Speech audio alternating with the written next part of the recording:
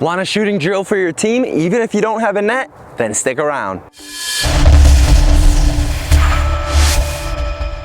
Hey, I'm Dylan Joseph, soccer trainer and #1 best-selling Amazon author. To increase your team's skills, help them overcome average performances, and boost their soccer self-esteem, make sure to subscribe and hit that bell notification icon. Today we're covering a two-sided team shooting drill. I'll explain how to set it up, how many players are needed, coaching points you should be addressing, and variations to the drill. This drill allows your players to work on the different striking forms. Emphasize following through after the shot to increase shot power. Have your players practice striking with their opposite foot. Place 2 cones 15 yards apart. This will act as the goal. On one side of the goal, create a line using 2 cones that are 5 yards apart. This will be one team's side to shoot from. Create another line using 2 cones that are 5 yards apart on the other side of the goal. This will be the second team's side to shoot from. How far away you set the cones to create the lines on the opposite sides of the goal depends on how old and skilled your players are at shooting. For 6-year-olds and younger, place the lines 10 yards from the center net. For 7 and 9-year-olds, place it 12 yards. 10 to 12-year-olds, 15 yards, and 13 years old and up, place the lines 18 yards from the center net. One team starts with a player in the net. This player can use their hands to save a shot. The first player in line on the opposite team strikes a shot at the net. Since they are only cones and not an actual net, tell your players that a goal must be at the head height of the goalkeeper or lower to count. This takes the height advantage away from taller players. After shooting, the player has 3 seconds to travel into the net to stop the shot of the player on the opposite team.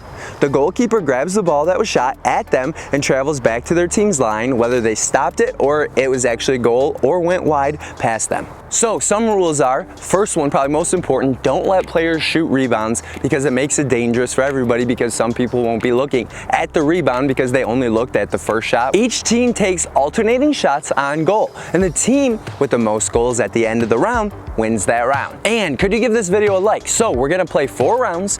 Each round is 4 minutes long and generally have about 30 seconds to a minute in between sets, and make sure to rotate teams so teams aren't playing the other same teams again. But what you can do to make it a little more fun is teams that just won get to play each other, teams that just lost get to play each other, so it's a little more fair and a little more fun for everybody when they're playing against teams that are much more at their level. For coaching points, make sure to emphasize these 2 key things. Number 1, emphasize placement and power, but with more emphasis on placement. Number 2, remind players to ask this one crucial question: what do I need to do next? Where should I be next? So in a game, you're generally going to be asking, what if I get the ball next? What if so-and-so happens? You're constantly playing out scenarios so that you're not reacting in a game, but you can act upon the game.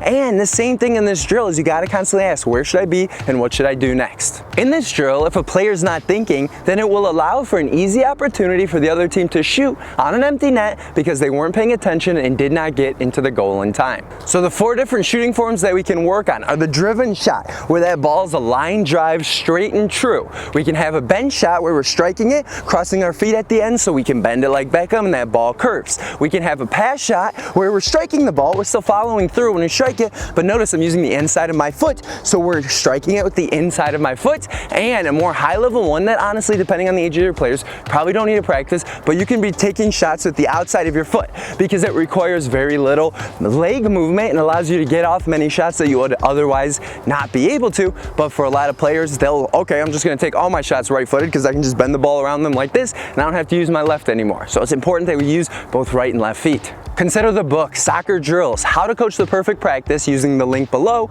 to have many drills easily at hand to allow your team to really succeed. This book has many ideas on how to construct your practices and different drills, such as passing and receiving, shooting and finishing, defending, as well as foot skills and dribbling to make your life easier as a coach. So subscribe to avoid missing the next weekly video on a fast footwork dribbling drill. And click here for a video on a 1 or 2 player dribbling drill.